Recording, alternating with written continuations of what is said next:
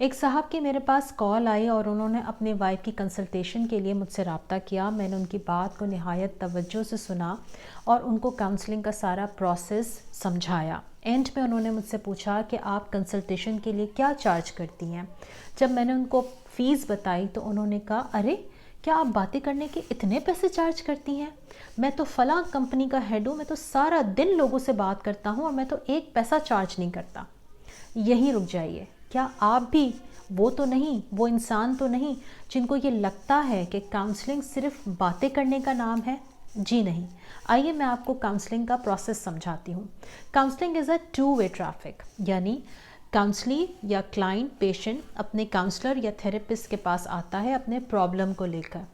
وہ کھل کر اپنی ہر بات کو ڈسکس کرتا ہے. It's a very private and confidential set up. اور کاؤنسلر کی ذمہ داری ہے کہ وہ اس کی بات کو نہ صرف غور سے سنے بلکہ اس کو جج بھی نہ کرے. اور اس کی دوسری ذمہ داری یہ ہے کہ وہ ایسے سوالات کو ریز کرے کہ کلائنٹ یا پیشنٹ ان سوالات کا جب جواب دیتا ہے, جب اس کے سامنے وہ سوالات رکھے جاتے ہیں تو اس کو اپنے پرابلم کو سمجھنے میں اور اپنے تھاٹس کو ریفلیکٹ کرنے میں آسانی ہوتی ہے. یوں جب وہ اپنے پرابلم کو ایڈریس کر لیتا ہے اپنے ہی تھاٹس کو شیئرنگ کے بعد, اس کو ایسا محسوس ہوتا ہے کہ یہ تو کوئی اتنی بڑی بات ہی نہیں تھی.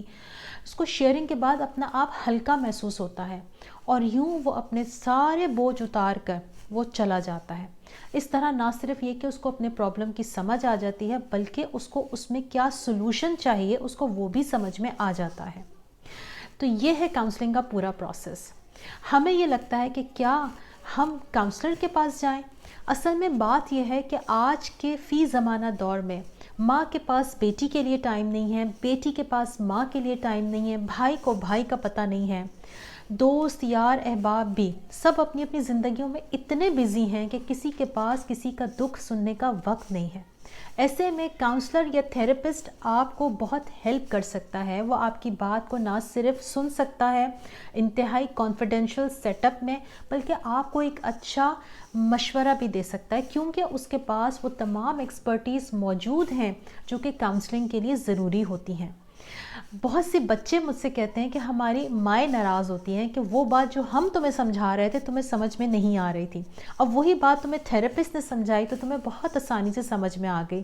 ایون ایک بچی میرے سامنے رو پڑی کہ میری امی صرف اس بات پر مجھ سے ناراض ہو گئی. ہے نا مزے کی بات. ہم کیوں اپنے بچوں سے ناراض ہو جاتے ہیں؟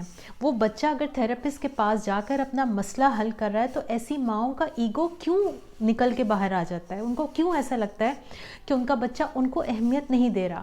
نہیں, آپ کا بچہ آپ کا ہے, آپ کی جگہ کوئی نہیں لے سکتا.